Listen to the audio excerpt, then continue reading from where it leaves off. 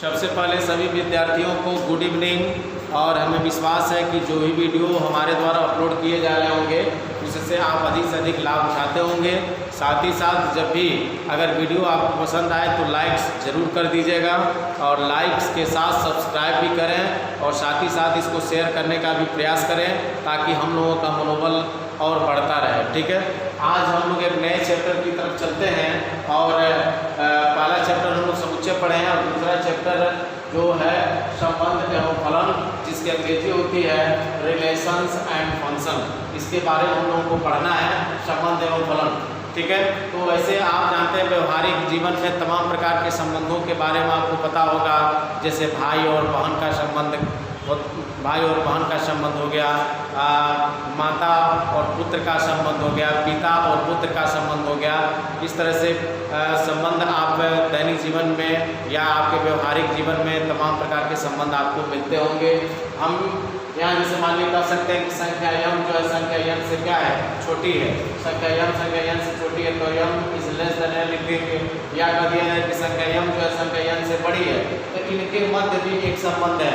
अब यम की जगह आप ले सकते हैं, मान लीजिए 90 लिख देते हैं और लेस देन 110, यानी 90 जो है 110 से छोटा है, तो इनका एक संबंध हो गया। अब यहाँ मान लेते हैं 120 ग्रेटर देन लिख देते हैं 100, 120 बड़ा है, तो कहने मतलब ये भी एक संबंध है।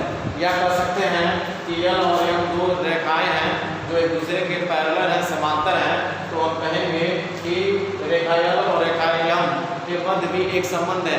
क्यों, क्या संबंध है? ये दोनों रेखाएं एक दूसरे के क्या हैं, समांतर हैं, इसलिए इनके मध्य का एक संबंध हो गया। ठीक है, और आगे बढ़ते हैं। इसमें सबसे पहले समुच्चयों का कार्तीय गुणन समझने का प्रयास करते हैं, जिसमें आपको पढ़ना है, जिसकी अंग्रेजी होती है Cartesian product of A set, Cartesian product of set. इसके बारे में हमको पढ़ना है। यहाँ परिभाषा में दिखवाया हूँ कि दो अरिक्त समुच्चयों P तथा Q का कार्तीय गुणन को P क्रॉस Q से लिखते हैं, उन सभी क्रमित युग्मों का समुच्चय है जिनको प्रथम घटक P से तथा द्वितीय घटक Q से लेकर बनाया जा सकता है। अतः P क्रॉस Q बराबर PQ such that P elements P और Q एलिमेंट्स Q। मतलब यह है, ध्यान से समझने का प्रयास करिए कि दो अरिक्त, अमाने नहीं, रिक्त माने खाली, ऐसे दो समुच्चय जो खाली न हो, क्योंकि जो खाली होता है उसको रिक्त समुच्चय कहते हैं, उसको हम I से डिनोट करते हैं। तो अ माने नहीं, रिक्त माने रिक्त, ऐसे दो समुच्चय जिनके अवयव कोई न कोई जरूर हो, उसी को हम अरिक्त कहेंगे। तो दो अरिक्त समुच्चयों P और Q यहाँ लिया गया है। कार्तीय गुणन P क्रॉस Q उन सभी क्रमित युग्मों का समुच्चय है जिनको प्रथम घटक P से और द्वितीय घटक Q से, प्रथम घटक मतलब P क्रॉस Q में देखिए P Q ये दोनों स्मॉल P स्मॉल Q है, तो जो प्रथम घटक है वो P के अवयव है, यानी पहला का और दूसरा वाला जो है वो दूसरे का अवयव होगा। इसलिए मैं लिखा हूँ सच है P एलिमेंट्स किसका, P का, और Q एलिमेंट्स किसका, Q का। ठीक है, ये दो क्या परिभाषा, यानी इसको हम कहते हैं समुच्चयों का कार्तीय गुणन। अब मान लीजिए यदि P या Q में से कोई भी रिक्त समुच्चय है तो उनका कार्तीय गुणन भी रिक्त समुच्चय ही होगा। ये ध्यान दीजिएगा, P या Q में से कोई भी रिक्त समुच्चय अर्थात P क्रॉस Q का कार्तीय गुणन करेंगे, इसका मान क्या आएगा 5। मतलब अगर P का अवयव अगर 1 2 हो और Q का अवयव 5 हो, रिक्त हो, तो रिक्त को हम 5 से लिख देते हैं। इनका गुणा करेंगे, इनको गुणा भी क्या आएगा 5 आएगा। तो ये कोई जरूरी नहीं कि Q का अवयव ही 5 होगा, Q में से इन दोनों में से किसी का भी अवयव 5 हो सकता है, लेकिन जब गुणा करिएगा तो 5 आएगा। ठीक है, तो कहने का मतलब यह है, ये आपको समझना था कि कार्तीय गुणन करते कैसे हैं। अब ध्यान दीजिए, एक एग्जाम्पल मैं ले रहा हूँ ताकि आपके सारे संदेह क्या हो जाए, दूर हो जाए। जैसे मान लेते हैं एक समुच्चय है, इसके 1 2 और B एक समुच्चय है, इसके अवयव है ABC ले सकते हैं, ABC। अब अगर कहा जाए कि इनका कार्तीय गुणन करिए, कार्तीय गुणन कैसे करोगे ध्यान दीजिएगा, तो लिखेंगे A क्रॉस B और यहाँ A क्या होता है, कामा 2 क्रॉस का चिन्ह लगाएंगे, B क्या है ABC। देखिए अब इनका गुणा कैसे करते हैं, गुणा देखिए, गुणा करने के लिए सबसे पहले क्या करोगे, मझोला कोष्ठक बना लीजिएगा। और मझोला कोष्ठक बनाने के बाद ध्यान दीजिएगा, पहले अवयव को उठाइएगा और जितने अवयव हैं सब में गुणा करेंगे। अब वो नहीं गुणा करिएगा 1 गुणे 1, 1 गुणे b, 1 गुणे c, ऐसे नहीं होगा। इसका गुणा देखिएगा थोड़ा विशेष प्रकार का होता है। कैसे गुणा करते हैं ध्यान दीजिए, 1 को उठा रहे हैं, पहले a में करेंगे कोष्ठक के अंदर 1 कामा a लिखिएगा, कामा, ठीक है। अब इसी प्रकार 1 का गुणा b में करेंगे तो क्या होगा, 1 कामा b। इसी प्रकार फिर 1 का c में करेंगे तो क्या होगा, 1 कामा c। ऐसे ऐसे गुणा करते हैं, इसे समझने का प्रयास करते हैं। देखिएगा 1 को उठा रहे हैं, तीनों को गुणा करेंगे, 1 का a में करेंगे तो 1 कामा a, फिर 1 का b में करेंगे तो 1 कामा b, और फिर यहाँ कामा कैसे लगाते जाएंगे, फिर 1 का c में करेंगे तो 1 कामा c। गुणा हो गया, पहले का गुणा हो गया। अब दूसरा का गुणा करते हैं, दूसरे पद का। तो दूसरा पद क्या, 2 से गुणा करते हैं, फिर यहाँ कामा लगाएंगे, फिर इसे ही 2 कामा a, फिर कामा लगाएंगे, 2 का गुणा b में करेंगे क्या होगा, 2 कामा b, फिर 2 का c में करोगे क्या होगा, 2 कामा c। और फिर लास्ट में क्या करेंगे, मझोले कोष्ठक में इसको बंद कर देंगे। ये पूरा करने का तरीका होता है। पुनः समझने का प्रयास करिएगा। एक राशि कैसे करते हैं, 1 को उठाएंगे, पहले पद को उठाइएगा, जितने अवयव होंगे सब में गुणा। कैसे गुणा होगा, 1 का a में होगा तो 1 कामा 1 कोष्ठक 1, फिर 1 का b में होगा, फिर यहाँ कामा लगा दीजिएगा, फिर 1 का b में होगा तो 1 कामा b, फिर कामा लगाइएगा, फिर 1 का c में होगा तो 1 कामा c। क्लियर। अब 2 को उठाएंगे, 2 का a में होगा तो 2 कामा a, फिर 2 का b में होगा तो 2 कामा b, 2 का c में होगा तो 2 कामा c, और मझोला कोष्ठक लगाते जाएंगे, लास्ट में मझोले कोष्ठक से बंद कर देंगे। इस तरह से आप इनके गुणा आप आसानी से कर सकते हैं। कोई और भी एग्जाम्पल ले लेते हैं।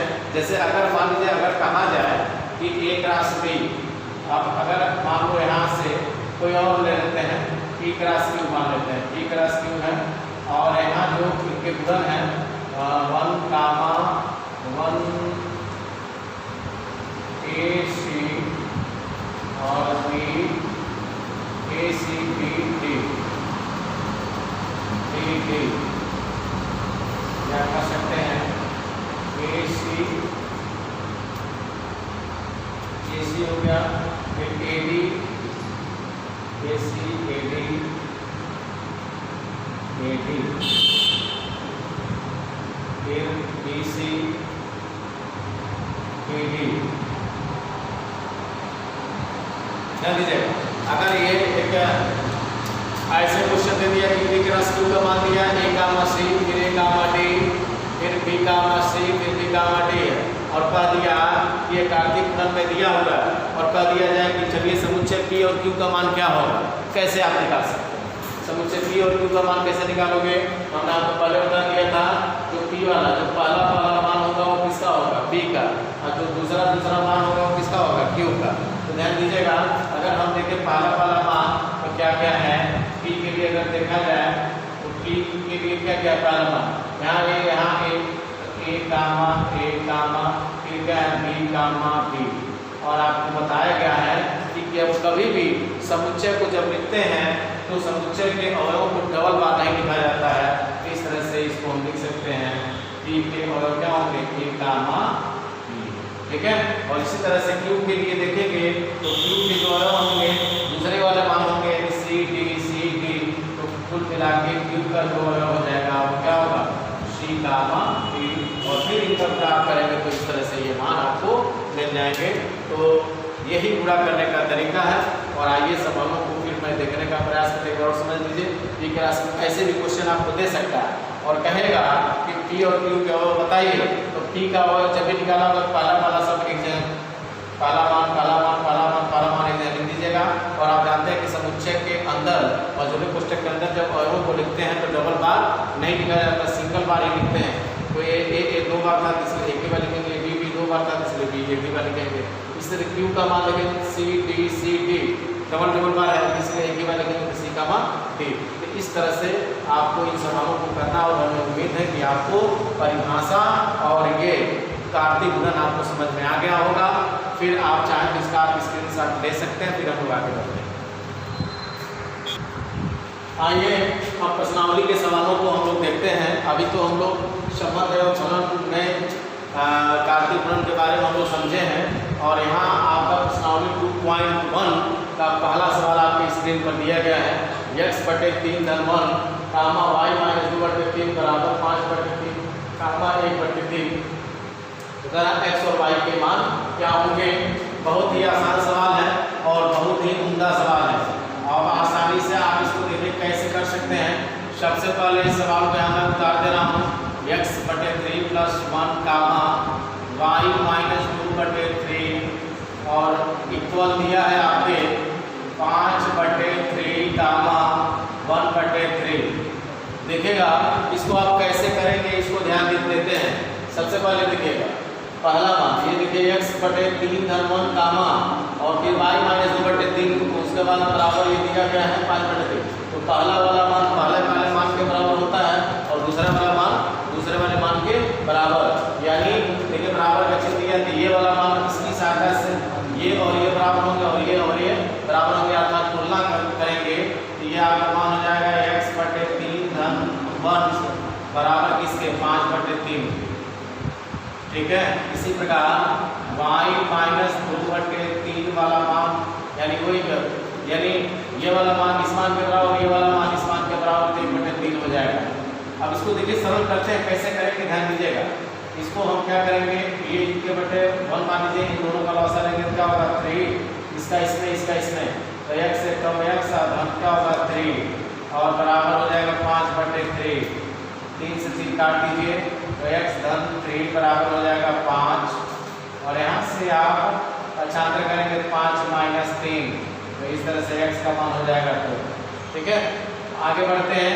ये आपने x का मान को निकाल लिया, इसी प्रकार y का मान निकालो, तो इसको पक्षांतर कर दो, तो ये मान आपका हो जाएगा। लॉसर ले लेते हैं, इसके बटे 1 मान लीजिए, इन दोनों का लॉसर कितना होगा 3, इसका इसमें पूरा इसका इसमें, तो हो जाएगा 3y माइनस का होगा 2 बराबर 1/3। देखिए 3 से 3 काट सकते हैं, 3y माइनस 2 बराबर किसके आ गया 1 के, तो 3y बराबर आ जाएगा 1 था उधर और ये माइनस उधर जाएगा क्या होगा +2 हो जाएगा, तो 3y बराबर हो जाएगा 3 के और 3 से 3 काट देंगे तो y का मान कितना आ गया 1। इस तरह से हमने x और y के मान आसानी से निकाल दिए। एक बार और समझने का प्रयास करते हैं। ये पहला वाले मान के बराबर, तो x/3 धन 1 बराबर 5/3 लिखिएगा और y माइनस 2/3 बराबर हो जाएगा 1/3। अब इसके बटे 1 था, 1 के बटे 1 लिख के जब लॉसर लगे 3 होगा, इसका इसमें गुणा कर देंगे तो 1 का x करके x होगा और 3 कम 3 हो जाएगा 3 बराबर 5/3। 3 से 3 काट देंगे, x धन 3 बराबर 5 के, 3 को पक्षांतर करेंगे, 5 माइनस 3 बराबर 2 हो जाएगा। ठीक है। इसी तरह से यहाँ भी लॉसर लेके 3 होगा, 3 लेके कम 3y माइनस 2 हो जाएगा बटे 3, 3 से 3 काट देंगे, 3y माइनस 2 बराबर 1 के, तो माइनस 2 पक्षांतर करेंगे तो 1 + 2 हो जाएगा और 1 + 2 मिलकर 3 होगा और 3 से 3 काट देंगे तो y का मान कितना आ गया 1। इसी प्रकार अगला सवाल देखते हैं और हम उम्मीद है कि वो जो पहला सवाल आपको समझ में आ गया होगा। अगले सवाल की तरफ बढ़ते हैं। यदि समुच्चय A में कह रहा 3 अवयव हैं और समुच्चय B में 3, 4, 5 यानी इसमें भी 3 अवयव हैं, तो कह रहा A क्रॉस B में अवयवों की संख्या कितनी होगी। तो देखिए ये भी सवाल बहुत आसान है, केवल थोड़ा सा आपको ध्यान देना है, कुछ नहीं करना है इसमें, बस देखिएगा कर समुच्चय A में अवयवों की संख्या कितनी है 3, तो इसको लिखते हैं। यानी समुच्चय में लिखेंगे समुच्चय A में अवयवों की संख्या देखिए समुच्चय A में अवयवों की संख्या स्पष्ट दिया कितना है 3, लेकिन इसको लिखते कैसे है ये ध्यान दीजिएगा। जैसे समुच्चय A में अवयवों की संख्या 3 दिया गया है, अगर हम बात करें कि A बराबर अगर ऐसे हो कि मान लो 4 हो, 5 हो, 6 हो, 7 हो, 8 हो, ये तो स्पष्ट है कि इसमें दिख रहा है, आप आसानी से गिन लेंगे कि 1 2 3 4 5 अवयव है इसमें, लेकिन इसको लिखते कैसे हैं। तो लिखने का तरीका होता है कि इसको लिखते हैं यान A बराबर क्या लिखेंगे 5, मतलब नंबर ऑफ A, यानी नंबर ऑफ A मतलब यह है समुच्चय A में ये बता रहा संख्या, नंबर माने संख्या, किसमें संख्या तो समुच्चय A में तो कितने हैं 1 2 3 4 5, तो 5 से ध्यान देंगे 5। ऐसे बताइए समुच्चय A में अवयवों की संख्या 3 है, इसको हम कैसे रिप्रेजेंट करेंगे, तो इसको हम लिख सकते हैं यानी इसे लिखेंगे NA बराबर कितना दिया है, तो दिया है 3, इसी प्रकार आइए तथा आते हैं बी के अवयव देखिए, बी के अवयव क्या है, 3 है, 4 है, 5। अब आपको गिनती आसानी से इसकी भी गिनती कर सकते हैं 1 2 3। तो इसमें अगर मान लीजिए इसको भी रिप्रेजेंट करना होगा, कैसे लिखेंगे? जैसे आपने समुच्चय ए में और 3 थे तो आपने n बराबर 3 लिखा। ऐसे समुच्चय बी में भी देखिए 3 अवयव हैं, इसको आप कैसे रिप्रेजेंट करेंगे? कैसे रिप्रेजेंट, आगे यहाँ लगा दीजिएगा n b बराबर कितना 3 हो गया। ठीक है, अब कह रहा है कि एक राशि बी में अवयवों की संख्या बताना है, तो एक राशि बी में अवयवों की संख्या यहाँ लिखेंगे एक राशि बी बराबर सूत्र बनेगा n1 राशि n b, और इस तरह से n का मान 3 है और इसका भी मान 3 है, तो पूरा करेंगे 3 का। ठीक है, तो समझ लेते हैं समुच्चय में अवयवों की संख्या 3 था, इसको कैसे रिप्रेजेंट करेंगे? तो n से, और n बराबर 3 हो गया। इसी तरह से बी में समुच्चय बी में जो समुच्चय बी दिया गया था 3 4 5, तो इसमें भी गिनने पर 1 2 3 आ रहा है, तो इसको भी n b से लेते हैं, n बराबर 3। और कह रहा है एक राशि बी में कितने अवयव होंगे? तो एक राशि बी बराबर सूत्र बनेगा n गुणे n b, इन दोनों का गुणा कर देते हैं, तो इसके n का मान 3 था, n b का मान 3 था, 3 का 3 गुणा करेंगे, 3 3 का 9। तो इस तरह से आप इसमें बताना था कि कितनी संख्या है, तो एक राशि बी में अवयव की संख्या कितनी होगी? 9 होगी। ठीक है, तो हमें उम्मीद है कि आपको ये दोनों सवाल समझने में किसी प्रकार की दिक्कत नहीं होगी। आप इसका स्क्रीनशॉट ले सकते हैं। फिर हम लोग अगला सवाल, अगले सवाल की तरफ चलते हैं। तीसरा सवाल देखते हैं क्या दिया। तीसरा सवाल देखिए, दिया हुआ है कि एक समुच्चय है G और G बराबर दिया 7 8, और एक समुच्चय H बराबर दिया 5 4 2। बता रहा है कि G क्रॉस H और H क्रॉस G का कार्तीय गुणन क्या होगा। तो आइए निकालते हैं कार्तीय गुणन, और इसके पहले मैं अभी जस्ट मैं बताया भी हूँ। देखिए G क्रॉस H, ये कार्तीय गुणन है। G का कार्तीय गुणन किसके साथ करना? H के साथ। तो सबसे पहले क्या करोगे? G के अंदर आप उतारेंगे 7 8, क्रॉस का चिन्ह लगाएंगे, फिर H के अवयव क्या है 5 4 2। ठीक है, अब देखिए अगर गुणा कैसे करते हैं, तो गुणा आपको तरीका बता दिए हैं। इसको उठाइए, सब में गुणा कर जाइए, तो मझोले पुस्तक में 7 उठाएंगे, 7 का मान 5, पहला पूरा हो गया, फिर कामा लगाइए, फिर 7 पे 4 में करेंगे तो 7 कामा 4, फिर 7 का 2 में करेंगे तो 7 कामा 2। इसी तरह से 8 को उठाइए, 8 का गुणा करते हैं 5 में, 8 कामा 5, फिर 8 कामा 4, फिर 8 कामा 2। ठीक है, इस तरह से गुणा कार्तीय गुणन करते हैं, यानी पहले 7 को उठाया है, फिर गुणा कर दिए हैं, नहीं तो ये ऐसे पूरा मत करेगा 7 5 35, ऐसा नहीं करना। 7 कामा 5, फिर 7 कामा 4, अब बीच में कामा का चिन्ह लगाते जाएंगे, छोटे पुस्तक में लिखिएगा, और फिर लास्ट में इसको मझोले पुस्तक में बंद कर देंगे। फिर 7 का 2 में किए हैं, फिर 8 का 5 में करेंगे, फिर 8 का 4 में करेंगे, फिर 8 का 2 में करेंगे। ठीक है, इसी तरह से आप इसका H क्रॉस G निकाल सकते हैं। H क्रॉस G कैसे निकालोगे? ध्यान दीजिए, H के अवयव पहले उतारेंगे, यहाँ उतारेंगे आपका 5 4 2 होगा क्रॉस, और G के अवयव क्या है 7 कामा 8। ऐसे पूरा करोगे, ध्यान दीजिए, 5 को उठाइए, दोनों पूरा कर देंगे, 5 कामा 7, 5 कामा 7 हो गया। इसी तरह से 5 का 8 में करेंगे, 5 कामा 8 हो गया। ठीक, अब 5 का आपने पूरा दोनों में कर दिया, और इसी प्रकार आपको 4 से पूरा करना है, तो क्या हो जाएगा? कामा का चिन्ह लगाएंगे, 4 कामा 7, इसी तरह से 4 कामा 8 हो गया। आपने ये भी मल्टीप्लिकेशन कर लिया। इसी प्रकार आप 2 को उठाते हैं, 2 का 7 में करेंगे, 2 कामा 7, फिर 2 कामा 8। ठीक है, इस तरह से आपने पूरा कर लिया। और देखिए, तो ऐसे भी गिन के सकते हैं, 3 ये 3 इसमें है, 2 या इसमें है, तो 3 दूनी 6।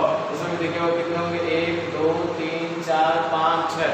इसमें भी देखिए, यहाँ 2 थे, यहाँ 3 थे, गुणा करने पर 2 यहाँ 3 यहाँ 2 3 6, देखिए 6 होंगे, 1 2 3 4 5 6। इस तरह से इसका गुणन करते हैं। अब आप इसमें ये अगले सवाल की तरफ चलते हैं। बता बताइए कि निम्न कथन सत्य है या असत्य। यदि कथन असत्य हो तो सही कीजिए। तो आइए देखते हैं। अब ये पहला इसमें दिया गया है कि P बराबर दिया मधुर पुस्तक में m का मान और Q बराबर दिया है m का मान, तो P क्रॉस क्यू में ये देखिए कितने अवयव है, एक अवयव यहाँ है, एक अवयव यहाँ। जबकि ध्यान से देखा जाए इसमें भी 2 अवयव है और इसमें भी 2 अवयव है, तो 2 दूनी 4। इसमें देखें तो एक यहाँ 2 ही अवयव है, तो स्वाभाविक है कि ये क्या है, असत्य है। अब इस असत्य को क्या करेंगे, हम सत्य करेंगे।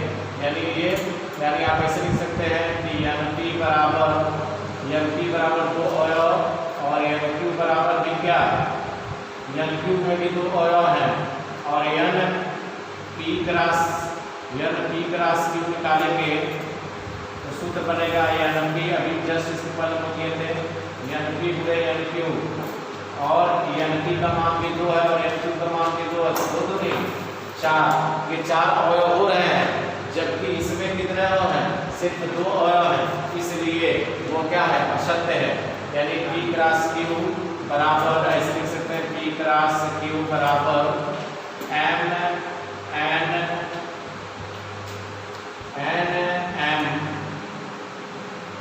असत्य है। क्या है, असत्य है। अब इसको हम सत्य करेंगे, सत्य के रूप में क्या करेंगे, तो आप लिखिएगा P क्रॉस Q और P के अवयव आप उतारेंगे, P के अवयव दिए गए हैं M N क्रॉस Q के अवयव दिए गए हैं N M। अब इनको सही करने चल रहे हैं हम लोग बोले पुस्तक में। अब क्या करिएगा कि इनका गुणा करते हैं, M को उठाएंगे और दोनों गुणा कर जाएंगे। तो M का गुणा N में होगा तो M N कामा, M का N में होगा तो M कामा M। इसी तरह से M का आपने N में किया तो M कामा N हो गया, M का N में किया तो M कामा N। अब N को उठाइए, N का N में करेंगे तो क्या होगा, N कामा N। इसी तरह से N का N में करेंगे तो क्या होगा, N कामा N।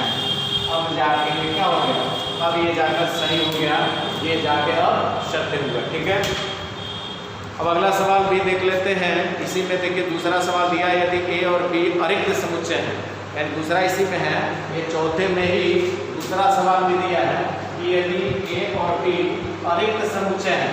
अरिक्त मतलब या क्या होता है, ऐसे समुच्चय जिसमें कोई न कोई अवयव हो, उसी को हम कहेंगे अरिक्त समुच्चय। तो कह रहे हैं यदि A और B अरिक्त समुच्चय हो तो A cross B क्रमित युग्मों x, y का अरिक्त समुच्चय है। इस प्रकार की x एलिमेंट्स A और y एलिमेंट्स B।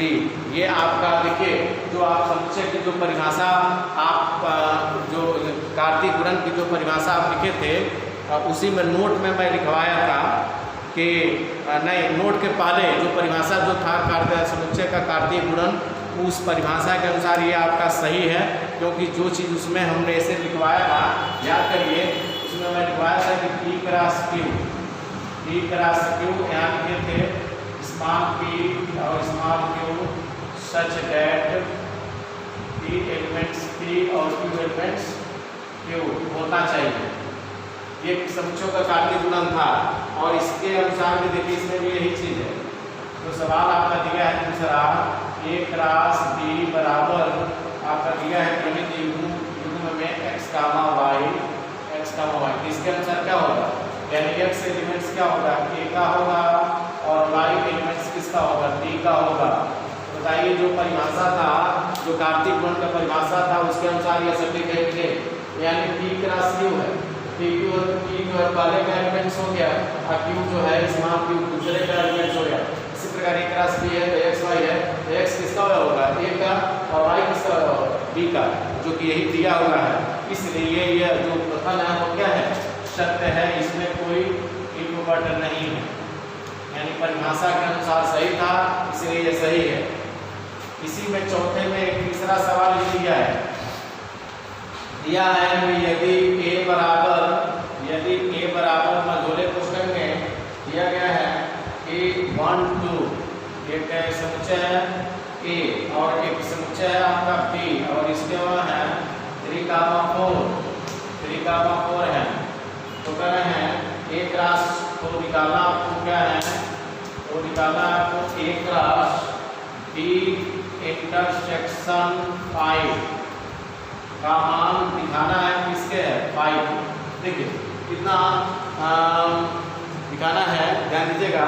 यदि A बराबर 1 2 और B बराबर 3 4 तो A क्रॉस B इंटरसेक्शन 5 बराबर 5। क्या यह सही है कि नहीं।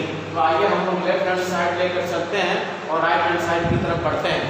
अगर लेफ्ट हैंड साइड का मान राइट हैंड साइड के बराबर आ जाता है तो इसका मतलब क्या है, सही है। तो आइए सबसे पहले देखिए, सबसे पहले तो हमको ये ध्यान देना है कि इस कोष्टक के अंदर क्या मान है। तो हमारे कोष्टक के अंदर जो मान है वह बी इंटरसेक्शन 5 और डी इंटरसेक्शन 5 में निकालते हैं। तो बी के क्या क्या है, 3 का 4 और इंटरसेक्शन और 5 के क्या होते हैं, 5 में कुछ नहीं, ये भी अवयव नहीं होंगे। अब इन दोनों में कोई अवयव घनिष्ठ है तो आप कहेंगे कि नहीं है। तो जब कोई अवयव घनिष्ठ नहीं होता है तो उस कंडीशन में क्या आता है, 5 आता है। ठीक है, यानी ध्यान दीजिएगा, सबसे पहले तो हमको इसको देखना है बी इंटरसेक्शन 5। तो बी के अवयव यहाँ डायरेक्ट बी का अवयव तो दिया था और इंटरसेक्शन 5 में होता है रिक्त समुच्चय। रिक्त समुच्चय मतलब ऐसा समुच्चय जिसमें एक भी अवयव न हो। तो इस 5 को आप ऐसे लिख सकते हैं। इन दोनों में इंटरसेक्शन मतलब होता है दोनों में कॉमन ढूंढना। तो इसमें कोई अवयव मिल ही नहीं रहा है। जब कोई अवयव नहीं मिलता है उसकी जगह क्या आ जाता है, 5 आ जाता है। ठीक है, तो बी इंटरसेक्शन 5 बराबर आप लिख सकते हैं, तो बी इंटरसेक्शन 5 बराबर किसके, 5 के। तो अब हमको निकालना है तब ए क्रॉस बी इंटरसेक्शन 5।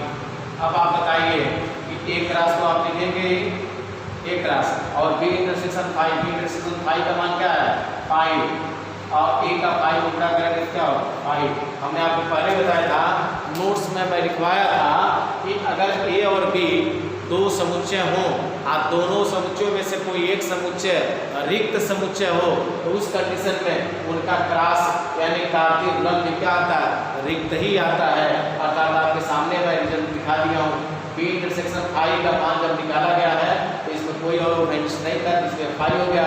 अब एक क्रॉस एक कार्तीय गुणन बी इंटरसेक्शन 5 और बी इंटरसेक्शन 5 में हम 5 लिखेंगे। और ये देखिए, ये आपका एक अवयव दिया था और ये 5 में रिक्त समुच्चय है। तो जब इनका गुणा करते हैं तो आपको नोट में लिखवाया गया है कि जब दो समुच्चयों में कोई एक समुच्चय रिक्त समुच्चय हो तो उनका गुणा करने पर भी क्या आता है, रिक्त समुच्चय ही आता है। देखिए ये रिक्त समुच्चय था और ये आपका एक समुच्चय दिया गया था, इनका गुणा कितना गया, रिक्त आ गया। इसका मतलब ये कथन क्या है, सत्य है। इस तरह से हमने प्रमाणित कर दिया। बस यही लिख दीजिएगा, यह कथन क्या है, सत्य है, यह कथन सत्य है। और इस तरह से आपने 4 सवाल कंप्लीट कर लिया। ठीक है, अब इसका स्क्रीनशॉट आप दे सकते हैं, फिर हम लोग आगे बढ़ते हैं। अब अगले सवाल की तरफ चलते हैं, 5वें और 6वें की तरफ।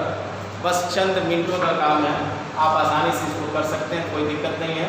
जैसे इसमें देखिएगा, पहला इसमें दिया ये 5वें का जो देखते हैं, 5वें का जो 5वां जो सवाल है, देखिए ए का मान दिया है। तो सबसे पहले ध्यान दीजिए, हमें एक साथ तो तीनों का गुणा करना नहीं है, एक रस क्या करिए, पहले 2 का गुणा कर लीजिए, आप फिर जब इन दोनों का हो जाएगा फिर उसमें एक का गुणा कर लिया जाएगा। तो ऐसे करते हैं, थोड़ा सा सिस्टम में लाते हैं। पहले हम करेंगे ए क्रॉस ए। अब ए के अवयव उतारेंगे तो -1 का 1 हो गया, क्रॉस का चिन्ह, फिर एक अवयव वही उतारेंगे -1 का 1। अब इनका क्या करोगे, क्रॉस गुणन। अब -1 उठाओ, दोनों गुणा कर जाओ, गुणा कैसे होगा, -1 का गुणा -1 का गुणा -1 में होगा, -1 का -1 फिर -1 का 1 में होगा, -1 का 1 फिर का। अब 1 का -1 में होगा तो 1 का -1, फिर 1 का 1 में होगा तो 1 का 1। इस तरह से आप एक रास्ते का मान आसानी से निकाल लिए। अब हमको क्या करना है, फिर इसमें एक का गुणा करना है, ए गुणे। ठीक है, अब इसको हम एक कोष्टक में डाल देते हैं।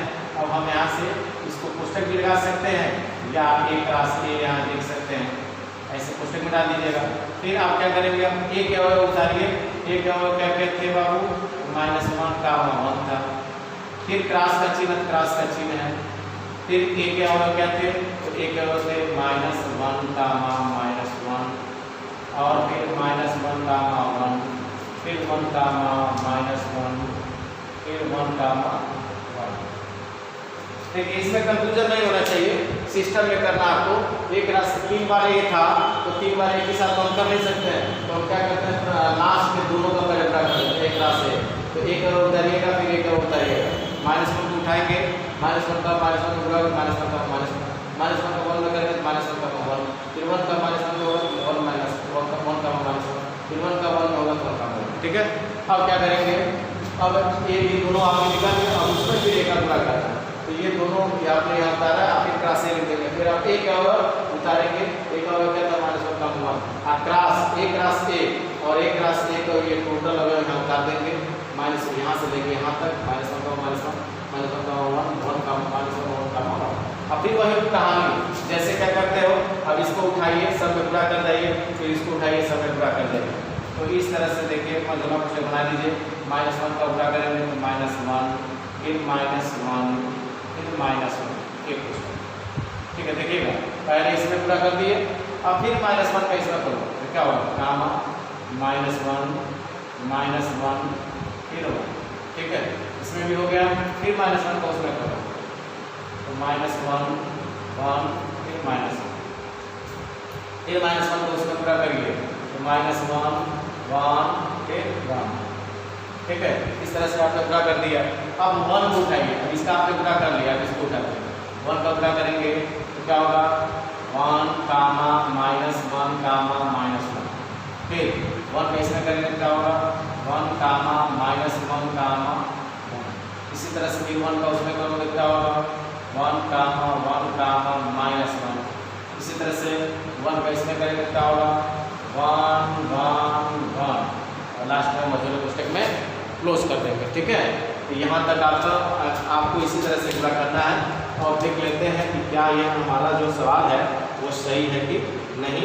2.1 का ये सवाल आपका 2.1 का 5वां सवाल देखते हैं, यानी -1 का -1 फिर -1 -1 1 फिर -1 1 -1 और -1 1 1 1 और 1 -1 -1 1 -1 -1 1 1 1। ठीक है, इस तरह से ये पूरा आपने कर लिया और एकदम एग्जैक्ट है। और अगला सवाल इसमें देख लेते हैं। देखिए 6वां है, एक राशि बी दिया है, हमने आपको पहले बताया है कि जो पहले मान होंगे वो किसके होंगे ए के, और जो दूसरे मान होंगे वो किसके होंगे बी के। तो इस तरह से देखा जाए तो संग्रह अगर हम करते हैं तो पहले और उतारते हैं क्या क्या है ए कामा ए और क्या है बी कामा बी, यही है पहला अवयव ना। हमने आपको बताया था क्या समुच्चय जब बताया था तभी मैं बताया था कि समुच्चय के अवयवों को मजदूर पुस्तक के अंदर लिखा जाता है, लेकिन कोई भी अवयव डबल बार नहीं लिखते हैं। इसलिए जब इसको आप सही से लिखेंगे तो इसके अवयव क्या होंगे निकल कर आएंगे ए कामा बी। इसी प्रकार बी के अवयव निकालना होगा तो दूसरे वाले मान दूसरे क्या हैं x कामा y है फिर x कामा y है। इसमें से भी देखिए डबल हो रहा है तो इसको याद करके लिख दीजिएगा x कामा y। इस तरह से आपने एक यहाँ निकाल दिए और बी यहाँ निकल गए और आसानी से आपने सवालों को क्या किया हल कर लिया। अब हमें उम्मीद है कि जो भी आपको बताया गया है वो सारे सवाल आपको बढ़िया से आपको आ जाएंगे, किसी प्रकार की दिक्कत नहीं होगी। इसका आप नोट्स भी बनाते चलिए। साथ ही साथ वीडियो अगर आपको पसंद आता है तो लाइक्स ज़रूर करिए, साथ ही साथ कमेंट भी करिए, सब्सक्राइब करिए और इस वीडियो को अधिक से अधिक शेयर करिए। ठीक है, तो मैं आप लोगों से यही उम्मीद करता हूं और आप लोगों के लिए इसी प्रकार अच्छे वीडियो हम आप लोगों के बीच में लाते रहेंगे, जिससे आपको पढ़ने में आनंद आएगा। ठीक है, तो आप इसका स्क्रीनशॉट ले सकते हैं, फिर अगले लेक्चर की तरफ हम लोग बढ़ते हैं।